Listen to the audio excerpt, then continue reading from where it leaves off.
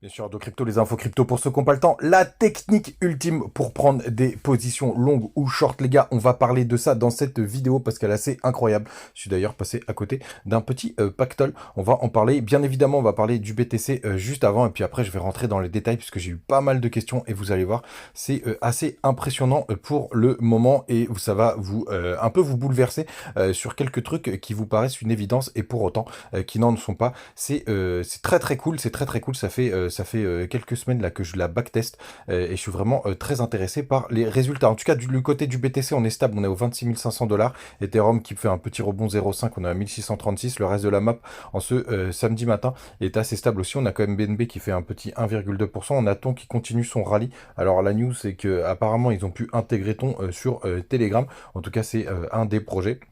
On a DOTS qui pousse 3%, LTC 4%, le reste de la map est très très calme. Mais je crois que je vous l'ai déjà dit, du côté du BTC à court terme, c'est très intéressant ce qui s'est passé, puisque tout simplement, on a d'abord fait un fake out, il faut descendre en 4 heures pour voir ce qui s'est passé, mais on est bien passé de l'autre côté de la trendline, donc là je suis en 4 heures. Vous connaissez cette petite trendline, donc on l'a réintégré très rapidement à la baisse, hein, pardon. On est parti chasser à mon avis tous les stops qui étaient mis ici justement les chasseurs de trendline et ce matin on est repassé de l'autre côté. Enfin c'est même pas ce matin d'ailleurs puisque c'était déjà hier soir. Donc très intéressant ce qui est en train de se passer. On va voir si on slide, si on surfe à la baisse sur cette trendline, mais en tout cas il faut faire des jolis W. Ça voudrait dire qu'on pourrait la retester pour essayer de faire un joli W. En tout cas, en H4, ce serait plutôt pas mal. Est-ce que ça exclut ma target à la baisse? Non, toujours pas, les gars. Mais comme je vous l'ai dit plusieurs fois, les 0,382, c'est quand même une bonne zone de support. Bien évidemment, il faudra attendre un peu plus de développement. Et d'ailleurs, regardez sur le RSI, pour l'instant, on est rejeté. Du côté d'Ishimoku, la prochaine target, elle est sous le bas du nuage, même s'il y a quelques petites formes ici. Donc, c'est assez complexe d'avoir la target en fonction du moment où on va aller la chercher. Donc on va voir bien évidemment ce que ça va donner les gars. Et du côté des contrats futurs, ce qui est bien évidemment très intéressant pour voir à quelle heure, à combien on a clôturé. On a continué au 26 475.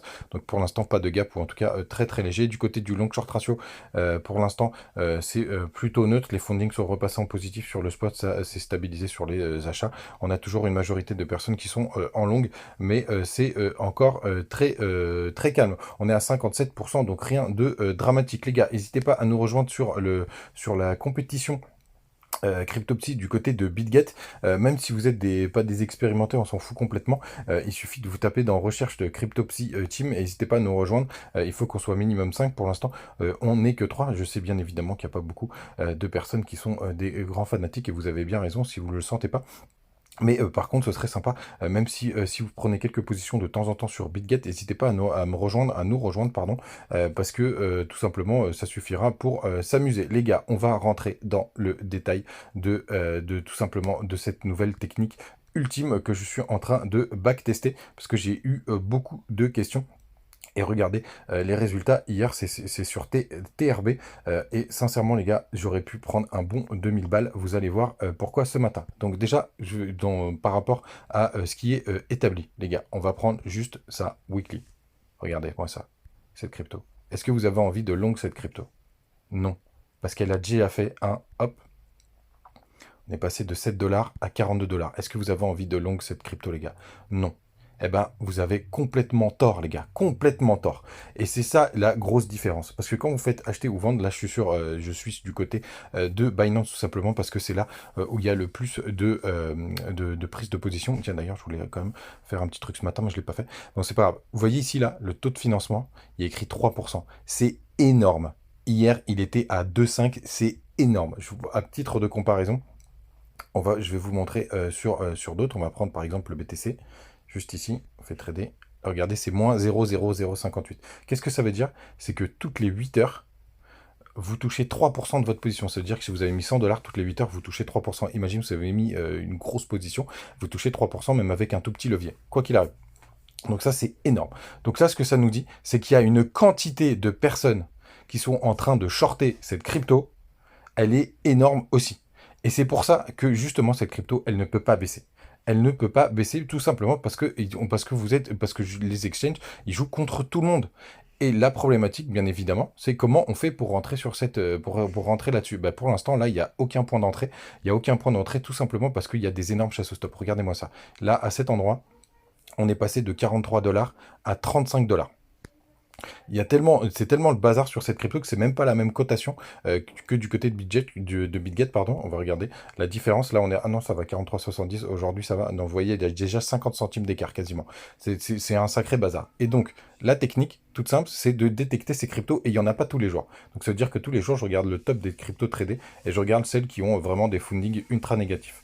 Donc là, par exemple, si on regarde sur Storj, les fundings ils sont positifs, ça veut dire que vous payez pour être en long, c'est pas du tout intéressant. Donc j'y vais pas. Donc je prends, dès que j'en trouve une, et c'est arrivé très récemment, je l'ai fait sur Cyber. D'ailleurs, je m'étais fait éclater parce que j'avais trouvé un mauvais point d'entrée. Et dès que je l'ai trouvé, regardez comme je me suis amusé. Je joue avec. Le meilleur point d'entrée, c'est de trouver des liquidations en 1 heure. Là, vous voyez juste ici, il y a pas mal de stops qui s'étaient positionnés. Le meilleur point d'entrée, il était juste là, parce qu'on était venu chasser tous les stops. Et regardez, je me suis amusé j'ai raidé tout ça, alors que la crypto avait déjà fait un x4, puisqu'on était monté jusqu'à 22 $, on a fait même un x6. Et je suis rentré sur un truc qui a fait ça.